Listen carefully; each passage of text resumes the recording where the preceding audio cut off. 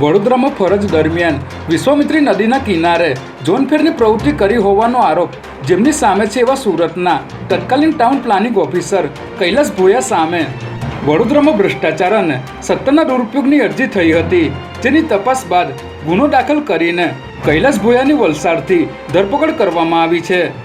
એસીબીના જણાવ્યા અનુસાર કૈલાસ ભોયાની કાયદેસરની કુલ આવક 2.75 કરોડ હતી, જેની સામે તેમણે આવક કરતા 1.75 કરોડની વધુ સંપત્તિ વસાવી હોવાનું બહાર આવ્યું હતું. આ મામલે યોગ્ય તપાસ થાય તો હજી પણ વધુ ચોંકાવનારી માહિતીઓ બહાર આવી શકે તેમ છે. રાજકોટ ટીઆરપી ગેમ ઝોન અગ્નિકાંડની ઘટનામાં ગુજરાત હાઈકોર્ટમાં સુઓ મોટો અરજી પર આજે સુનાવણી હાથ ધરાઈ હતી, જેમાં આજે મ્યુનિસિપલ કમિશનરે રજૂ કરેલી એફિડેવિટ હાઈકોર્ટે ન સ્વીકારતા પાછી ખેંચી લીધી હતી.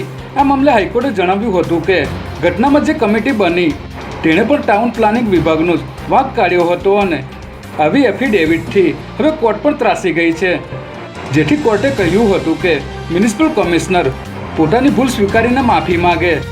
હવે આ મુદ્દે વધુ સુનાવણી 27 સપ્ટેમ્બરે હાથ ધરાશે. ત્રીજી વખત વડાપ્રધાન બન્યા બાદ નરેન્દ્ર મોદી 15 થી 17 સપ્ટેમ્બરના રોજ ગાંધીનગર અને અમદાવાદમાં વિવિધ કાર્યક્રમમાં ભાગ લેવાના છે, જેમાં 16 સપ્ટેમ્બરના રોજ પીએમ નરેન્દ્ર મોદી અમદાવાદમાં જીએમડીસી ગ્રાઉન્ડ ખાતે ભવ્ય સન્માન સમારોહ અને વિવિધ વિકાસ કાર્યો તેમજ ખાતમુહૂર્તના કાર્યક્રમમાં ભાગ લેશે, જેને લઈને જીએમડીસી ગ્રાઉન્ડ ખાતે તૈયારીઓ શરૂ કરી દેવામાં આવી છે. આ માટે હાલ 4 વિશાળ જર્મન ડોમ તૈયાર કરવામાં આવી રહ્યા છે, જેમાં 80,000થી 1 લાખ લોકો બેસી શકશે. આ કાર્યક્રમમાં 25,000 જેટલા પોલીસ કર્મીઓને પણ નિયુક્ત કરવામાં આવ્યા છે.